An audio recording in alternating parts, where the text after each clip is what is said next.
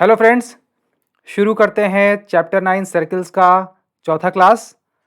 इस क्लास में will do heading 9.4 which is angle made by arc as well as will do cyclic quadrilaterals. बड़े important topics हैं। अभी तक जो पढ़ा है उसके बाद हमने क्वेश्चंस किए हैं और अब लेते हैं एक topic, angle subtended by arc of a circle. Heading 9.4 शुरू करते हैं। देखिए, सर्किल में कोई भी कॉर्ड आप ड्रॉ करें तो आपको पीछे एक आर्क नजर आएगा। Arc is nothing but part of a circumference. If you take two equal chords, what can you say about the size of arc? अगर कॉर्ड्स बराबर हैं तो आर्क भी बराबर होंगे, क्योंकि कोई भी आर्क किसी कॉर्ड द्वारा यूनिकली उसकी लेंथ डिफाइन होती है for a given circle. They will be congruent. आप ये करके देख लें। They will super impose each other. तो यूक्लिड की जो एक्जियम है उससे सुपर इम्पोजिशन द्वारा कॉन्ग्रुएंस प्रूफ हो जाती है। तो यहाँ पे आर्क्स की कॉन्ग्रुएंस की बात हो रही है। आपने ट्राइंगल्स की कॉन्ग्रुएंस पढ़ी है, तो उसी कंटिन्यूएशन में यहाँ पे आर्क की बात आ रही है। बस बात यह है कि अगर कॉर्ड्स बराबर हैं तो उसके पीछे जो आर्क होगा, जो एनक्लोज्ड होगा, वो भी बराबर ही होगा। तो कंसेप्ट है कि chord joining the ends of an arc uniquely describes it. A chord's length is directly proportional to length of its arc. Length में अभी तक आप लोगों ने स्ट्रेट लाइन या लीनियर लेंथ की बातें ही पढ़ी हैं। कंसेप्ट ऑफ लीनियर लेंथ आपने पढ़ा है। लेकिन जैसे ही सर्किल शुरू हो जाता है, यहाँ पे एक वक्रीय लंबाई या बेंड कर्वेचर लेंथ की बात भी आती है। तो वो आर्क की जो लेंथ होती है वो उस एनक्लोजिंग कॉर्ड से यूनिकली डिफाइन होती है। इसीलिए यहाँ पे कहा गया है angle subtended by arc of centre is defined to be angle subtended by corresponding chord. अब अगर हम कहें कि ये आर्क पी क्यू, फिगर 9.14 में आर्क पी क्यू कितना एंगल सबटेंड कर रहा है, तो बेसिकली कॉर्ड पी क्यू द्वारा सबटेंडेड एंगल ही इसकी मेजर हो जाएगा, जो हमने अभी पढ़ा है ओपनिंग हेडिंग में। कॉन्ग्रुएंट आर्क्स या equal arcs of circle subtend equal angles at the centre. अगर कॉर्ड्स बराबर हैं तो आर्क भी बराबर होंगे और फिर कंसिक्वेंटली वो एंगल्स बराबर हो जाएंगे। Therefore, the angle subtended by chord of a circle at its center is equal to the angle subtended by corresponding minor arc या major arc। अब एक थ्योरम आती है, the following theorem gives relationship between angle subtended by arc at center and at a point। अब अगर कोई arc है तो वो केंद्र पे भी कुछ कोण बनाएगा, सेंटर पे भी, और आर्क के दूसरे छोर पे भी, किसी दूसरे पॉइंट पे भी कोई एंगल बनाएगा। तो इनके बीच रिलेशन क्या होता है? The angle subtended by an arc at the center is double the angle subtended by it at any point on the remaining part of the circle। केंद्र पे बनाया गया कोण परिधि के किसी और बिंदु पर बनाए गए कोण का दुगुना होता है। यह थ्योरम बड़ी इंपॉर्टेंट है, इसे आप याद रखें। इसको बार बार हम यूज करेंगे। इस चैप्टर की जो अंतिम एक्सरसाइज है उसमें इस कंसेप्ट को बहुत यूज किया जाएगा। प्रूफ इसका यह है कि जैसे आपको 3 केसेस दिए गए हैं, कंसीडर 3 डिफरेंट केसेस, जिसमें आर्क पी क्यू है वो एक angle P O Q centre पे बना रहा है और angle P A Q arc के जो उसका मेजर आर्क है उसके रिमेनिंग पार्ट पे बना रहा है, remaining part of the circle बना रहा है, remaining part of the circle. तो प्रूव करना है कि angle P A Q is half of angle P O Q या फिर angle P O Q is double of angle P A Q. ये बहुत आसानी से हो जाएगा। आप कोई भी एक फिगर देखें, पहला फिगर देख लें, फर्स्ट फिगर। हमने एक रेडियस ए बी ड्रॉ की है, ओ सेंटर है, तो ए ओ को जब ज्वाइन करेंगे तो ए ओ बी एक रेडियल लाइन है। अब आप ट्राइंगल पी ए ओ को देखें, पी ए ओ इसका एक्सटीरियर एंगल है, एक्सटर्नल एंगल है पी ओ बी। तो पी ओ बी ले लें या फिर बी ओ क्यू भी ले सकते हैं। यहाँ पे बी ओ दूसरा ट्राइंगल ले लिया है, यहाँ पे इन्होंने ट्राइंगल लिया है ए ओ क्यू। तो angle B O Q is O A Q plus A Q O, simply exterior angle theorem कहते हैं इसको। External angle of a triangle is sum of 2 interior opposite angles. किसी त्रिभुज का बहिष्कोण उसके सुदूर अंतः कोणों के योगफल के बराबर होता है। यही प्रमेय है, बाहरी कोण प्रमेय। तो उसके चलते angle B O Q will be O A Q plus A Q O. उसी तरह अब देखिए क्या है, ओ ए क्यू और O Q O are equal angles, क्योंकि ये आइसोसेलेस ट्राइंगल है। तो angle BOQ is twice of angle OAQ। Similarly angle BOP will be twice of angle OAP। फिर जब दोनों को जोड़ेंगे तो PBQ will be twice of angle PAQ आ जाएगा एक्सटीरियर एंगल थ्योरम की मदद से। तो ये थ्योरम आप याद रखें। Angle subtended by arc at the center is double the angle subtended by it at any point on the remaining part of the circle. Theorem 9.7। इसका प्रूफ है बहुत आसानी से। Angle POQ is twice of angle PAQ। Remark है, suppose we join points PQ and form a chord PQ in above figures, then angle PAQ is called angle formed in the segment PAQP। जो segment है PAQP, इस segment में बने कोण को हम angle PAQ जो है वो इस सेगमेंट में बन रहा है PAQ और फिर P। In theorem 9.7 A can be a point on the remaining part of circle. So if you take any other point, the angle will be same. Arc PQ द्वारा जो केंद्र पे कोण बन रहा है वो परिधि की बाकी भाग के किसी भी बिंदु पे बने कोण का डबल होगा। तो POQ will be double of PAQ as well as PCQ, which only shows that angle PAQ and PCQ are equal। अर्थात ये थ्योरम एक और आई, एक ही सेगमेंट में बने दो कोण बराबर होते हैं। Theorem 9.8 angle in the same segment of a circle are equal. यहां सेगमेंट PAQ की बात हो रही है, जो एक मेजर आर्क है उसमें बना कोण, अर्थात उस कोण की जो फुट होगी जो P और Q पे होगी और जो उसका वर्टेक्स होगा वो इस आर्क पे स्थित कोई भी बिंदु होगा। तो PAQ में A की पोजीशन कुछ भी हो, A can travel on this major arc at any point, the value of angle PAQ will not change. इस पॉइंट A को आप इस मेजर आर्क पे कहीं भी घुमाते जाएं, एंगल PAQ का मेजर सेम रहेगा, उसकी वैल्यू बदलेगी नहीं। PAQ and PCQ are equal since they are formed in same arc. Theorem 9.8 आप याद रखें। तो हमने इन दो थ्योरम्स में ये सीखा कि सेम सेगमेंट में बने दो एंगल बराबर होते हैं और किसी आर्क द्वारा सेंटर पे जो एंगल बनेगा वो सर्किल के बाकी पार्ट पे बनाए गए कोण का एंगल का डबल होता है। तो ये थी थ्योरम 9.7 और इसके ऊपर की 9.6 आई थिंक 9.7। ठीक है, अब अगली थ्योरम लेते हैं जो बहुत इंटरेस्टिंग है। अब ये जो थ्योरम 9.8 है जिसमें हमने सीखा कि सेमी सर्किल में बना कोण एंगल राइट एंगल होता है, angle in a semicircle is a right angle. इसकी इंपॉर्टेंस समझने के लिए we will take a question. This is a very important result, so we will recall a question from previous chapter and solve it with help of this theorem in a smarter way. Very important result. So let us recollect exercise 7.2 chapter 7 में question number 6 था। इसे हम अपने connecting notes में देखते हैं। इस question को, जो ट्राइंगल वाले चैप्टर का क्वेश्चन था, इसको हम सर्किल की एप्लीकेशन से कैसे करेंगे। This will illustrate importance of theorem 9.8 and its corollary that angle in a semicircle is a right angle and consequently right angle defines a semicircle, ये भी कह सकते हैं। तो क्वेश्चन लेते हैं। Question number 6, recall exercise 7.2 chapter 7। आप किताब खोल लें, this is a very important result. Theorem 9.8 कहती है angle in a semicircle is a right angle. Question number 6 था हमारे चैप्टर ट्राइंगल वाले में, ABC is an isosceles triangle in which AB is equal to AC। नीचे वाला ABC में AB और AC बराबर दिया था। अब साइड BA को बढ़ाकर D तक ले गए थे इस तरह कि AD और AB बराबर था, AD and AB are equal. BA को हमने कोलिनियर एक्सटेंशन इस तरह दिया कि AD and AB are equal, ये फिगर है।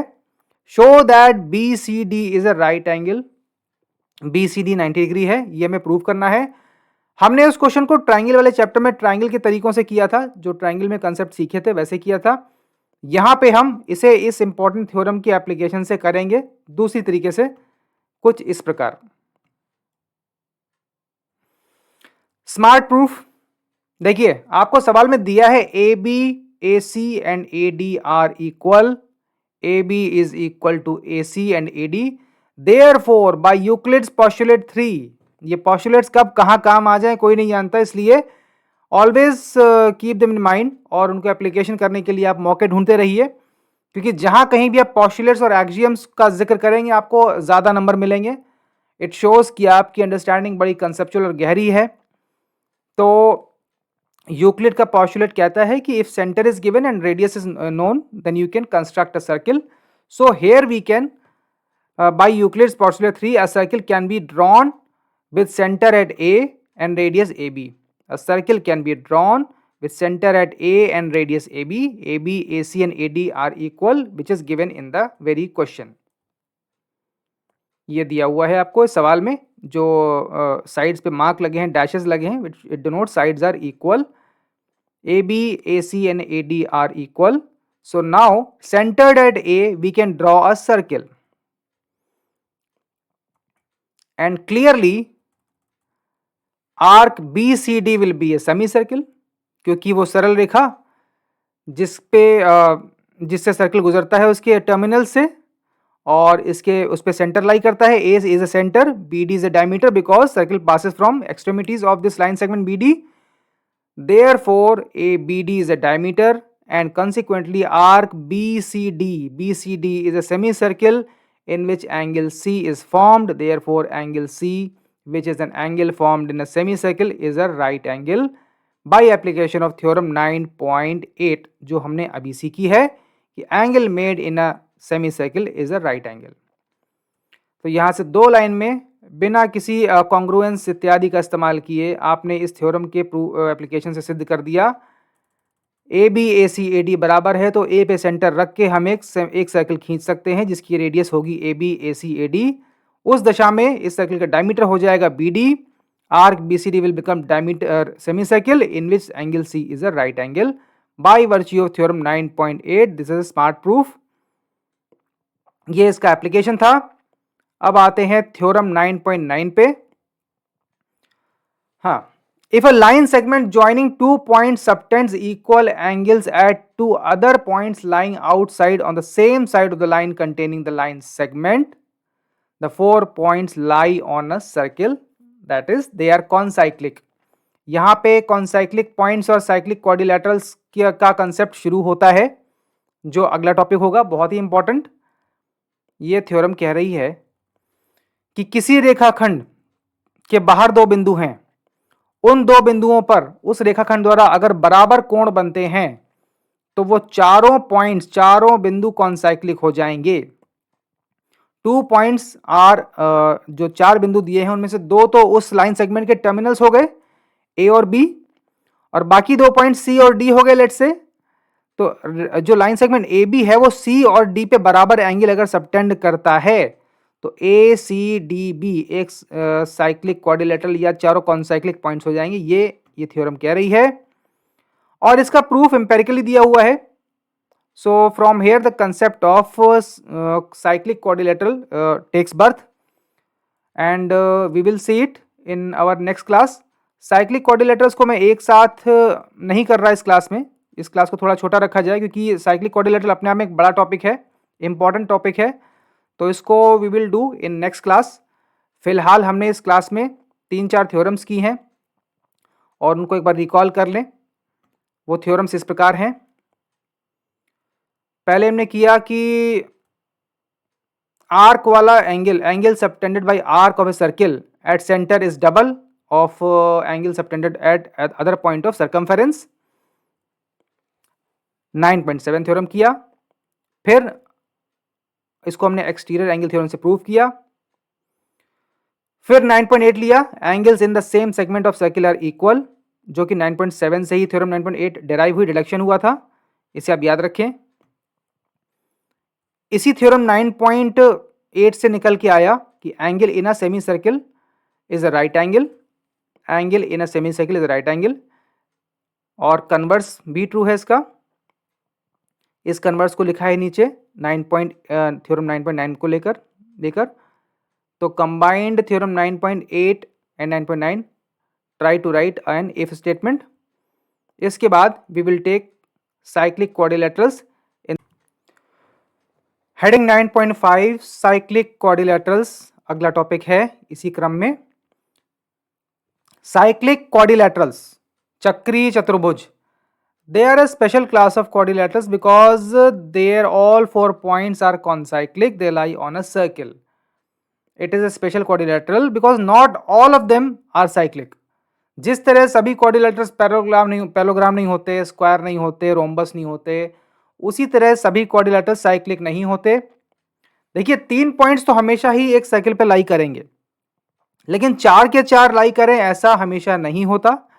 इस बात को हम लोग समरी क्लास में थोड़ा डिटेल में समझेंगे। फिलहाल डेफिनेशन ये है कि cyclic quadrilateral if all 4 vertices lie on a circle you will find a peculiar property in such quadrilaterals. इसका बेसिक ये होता है कि अभी आप ये एक्सरसाइज करके देखेंगे तो आप पाएंगे कि इसके ऑपोजिट एंगल्स का टोटल 180 डिग्री होता है, या opposite angles are supplementary. If one pair is supplementary, then other pair has to be supplementary because total of all 4 is 360. So it is sufficient to show that if one pair of any given quadrilateral is supplementary, one pair of opposite angles, then it is a cyclic quadrilateral by definition. वही theorem 9.10 9.11 है, the sum of either pair, even a single pair will suffice. The sum of either pair of opposite angles of a cyclic quadrilateral is 180, and converse, if the sum of a pair of opposite angles of a quadrilateral is 180, the quadrilateral is cyclic. अब इन दोनों को मिला के हम थोड़ा वही कर ले जो अपेंडिक्स 1 में सीखा था, if and only if statement लिखना, if statement. So we can try to write it. It will define cyclic quadrilaterals in one line combining these two theorems. ऐसे कहेंगे quadrilateral will be cyclic if and only if one pair of either pair of opposite angles is supplementary. तो theorem 9.10 और 11 को मिला के हमने एक if statement लिखा, सिंगल थ्योरम। ये डेफिनेशन है। अब क्वेश्चन देखते हैं स्ट्रेट अवे। एग्जांपल 2, फिगर में दिया है AB is a diameter, AB is a diameter, O is a center, CD is a chord which is equal to radius of the circle. इस cord की लंबाई रेडियस के बराबर है। फिर AC और BD को एक्सटेंड किया है जो कि E पे मीट करते हैं। प्रूव दैट एंगल AEB, ये जो बाहरी एंगल बन रहा है AEB सर्किल के बाहर, ये दोनों कॉर्ड्स AC और BD एक्सटेंड करने पे एक्सटर्नली इंटरसेक्ट कर रही हैं E पे, तो show that angle AEB is 60 degree. यहां पे ध्यान दें, ये कॉर्ड CDs की लेंथ रेडियस के बराबर है, तो ट्राइंगल OCD को देखें, OCD जिसमें 2 आर्म्स OC और OD डॉटेड लाइंस हैं, dotted blue lines. OC, OD और CD तीनों बराबर हैं, क्योंकि OC OD तो रेडियस थी ही, CD भी रेडियस के बराबर है। Therefore triangle OCD is an equilateral triangle. Angle COD, in fact all 3 angles of triangle OCD is 60 degree. COD 60 होते ही एंगल CBD जो पतला सा एंगल बन रहा है, हमने सीखा था अभी कि कॉर्ड द्वारा सेंटर पे जो एंगल बनता है वो रिमेनिंग पार्ट ऑफ सर्कमफेरेंस पे बनाए गए कोण का डबल होता है। Therefore angle COD is double of angle CBD. Since COD is 60, therefore CBD is 30. Theorem 9.7 से angle CBD will be half of COD. अब एंगल ACB जो कि एक सेमी सर्कल में बना एंगल है, सेमी सर्कल में बना एंगल 90 डिग्री होता है, तो angle ACB will be 90 degree. अभी हमने ऊपर थ्योरम में देखा angle formed in a semi circle is 90 degree, right angle, therefore ACB is 90 degree. ACB 90 degree होते ही एंगल BCE भी 90 डिग्री हो गया। BCE linear pair axiom, ACB और BCE का टोटल 180 होता है, ACB 190 हुआ तो BCE भी 90 हो गया, BC इज 90। अब ट्राइंगल BCE में आपको 2 एंगल पता है, angle CBE is 30, angle BCE is 90, therefore angle CEB is 90 minus 30 60, hence proved। यहाँ पे आपने 2 थ्योरम्स यूज की, एक तो ये कि सेमी सर्कल में बना एंगल 90 डिग्री होता है, और दूसरा कॉर्ड द्वारा जो सेंटर पे एंगल बनाया जाएगा वो सर्कमफेरेंस पे बनाए गए एंगल का डबल होता है। आपने 2 थ्योरम्स यूज की। फिर आपने ट्राइंगल बी सी ई में 2 एंगल निकालने के बाद तीसरा एंगल निकाल लिया, क्योंकि किसी भी ट्राइंगल के तीनों एंगल्स का टोटल 180 होता है। ये थ्योरम हमने अपेंडिक्स 1 में देखी थी। एग्जाम्पल 3 लेते हैं। एग्जाम्पल 3 में दिया है आपको A B C D is a cyclic quadrilateral, जैसा कि चित्र में बनाया गया है। स्पष्ट है कि किसी भी क्वाड्रिलैटरल से जब सर्कल गुजर रहा है चारों एपिसेस से तो वो साइक्लिक हो जाएगा। In which A C and B D are diagonals, D B C is 55, BAC is 45, BAC is 45. Find angle BCD जो एंगल है ये आपको पता करना है। BAC 45 दिया है, BAC को मैंने Y लिखा है, Y की वैल्यू 45 दी हुई है। BAC is 45, डायग्राम में मैंने BAC को Y से मार्क किया है तो Y is 45 दिया हुआ है। CAD is equal to DBC because they are angles in same segment। जो आर्क है, जो सेगमेंट DC है, DC द्वारा ही एंगल X बन रहा है और DC द्वारा ही एंगल CBD बन रहा है या DBC बन रहा है, तो DBC भी हो गया 55। DBC is 55 and Y, therefore X angle DAC या CAD भी 45 हो जाएगा। अब X 55 हो गया, X 55 हो गया, sorry, X is 55, Y is 45, therefore angle X plus Y जो कि A एंगल टोटल हो जाएगा वो हो जाएगा 100, और C क्वाड्रिलेटरल का ऑपोजिट एंगल है तो A और C has to be supplementary, therefore C is 180 minus angle A, it will come out to be 80 degree. Why will we study cyclic quadrilaterals? Because they are special quadrilaterals like parallelogram. Not every quadrilateral is a cyclic quadrilateral. Note that every triangle is cyclic but not every quadrilateral is cyclic. We will see this in detail in our summary classes. We will see not every quadrilateral is cyclic. इसीलिए हम इसको पढ़ते हैं, ये एक special class of quadrilaterals है। Example 4 लेते हैं। To circles intersected 2 points A and B। ध्यान दे, A B एक कॉमन कॉर्ड हो गई। AD and AC are diameters to the two circles. Prove that B lies on line segment DC. दो circles हैं, intersect कर रहे हैं और उनके इंटरसेक्शन के एक पॉइंट से दोनों के डायमीटर्स खींचे गए हैं, AD और AC. Prove that line DC contains the other extremity of the common chord. Diameters drawn through one extremity of the common chord, और उसके दूसरे एंड से जो लाइन गुजरेगी वो कॉमन कॉर्ड के दूसरे टर्मिनल को कंटेन करेगी, अर्थात पॉइंट्स डी बी सी संरेखी या कोलिनियर है, प्रूव करना है।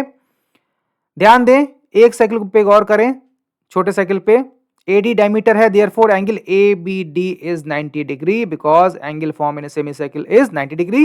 हमने देखा था, ये बड़ी काम की थ्योरम है। सिमिलरली बड़े सर्कल पे देखें, AC is a diameter, therefore angle ABC is again 90 degree. ABD plus ABC में आता है 90 प्लस 90 180। तो लीनियर पेयर एक्सियम के कन्वर्स से हम कह सकते हैं, चूंकि ABD और ACD का टोटल 180 है, therefore 3 points are collinear, converse of linear pair axiom. ये कंसेप्ट्स पुराने लगे रहेंगे तो इनको बार बार रिवाइज करें और कंठस्थ रखें। Example 5, prove that the quadrilateral formed if possible by internal angle bisectors of any quadrilateral is cyclic. कोई रैंडम आपने क्वाड्रिलेटरल लिया, उसके सभी एंगल्स के बाइसेक्टर ड्रॉ किए और उसके बाद आपने देखा कि अगर उनसे कोई छोटा सा क्वाड्रिलेटरल बनता है, हमेशा बने जरूरी नहीं है, ये जो छोटा सा क्वाड्रिलेटरल EFGH वो साइक्लिक होता है, ये आपको प्रूव करना है। यहां पे डायग्राम थोड़ा छोटा है तो थोड़ा इसको जूम इन कर लिया जाए, देखते हैं, मैग्नीफाई करते हैं।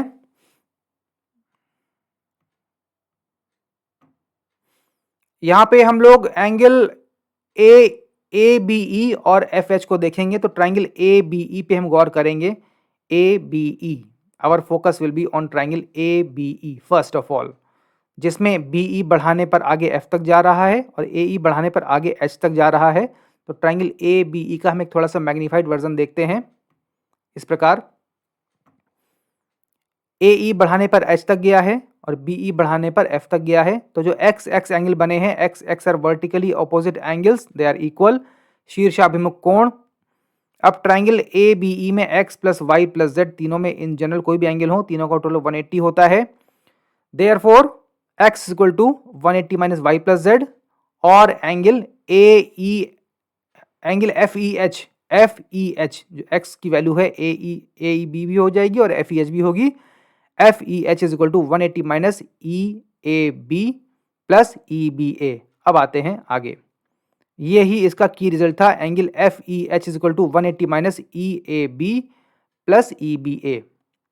अब बुक पे लौटते हैं, ये इसका रिजल्ट था। इसी प्रकार एंगल FGH हो जाएगा 180 माइनस हाफ ऑफ, अब EAB अब चूंकि AE जो है एंगल A का बाइसेक्टर है तो EAB is half of angle A। Similarly EBA is half of angle B because given to be angle bisectors, AE is an angle bisector of A or BE is bisector of angle B. Therefore FEH is equal to half of 180 minus half of angle A plus angle B. Similarly FGH आ गया 180 minus half of C plus D।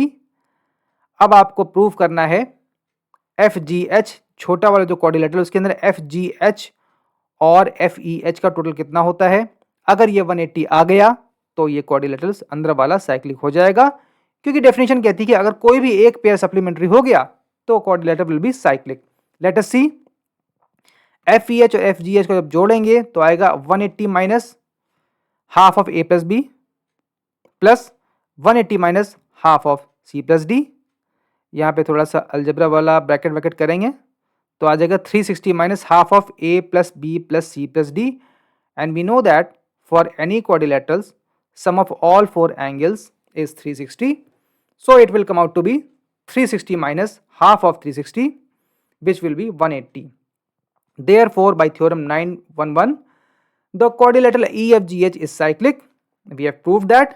It is sufficient to show that any single pair of opposite angles is supplementary, which makes any quadrilateral a cyclic quadrilaterals. Okay, so this class is over. In next class we will take up the questions. Okay, goodbye.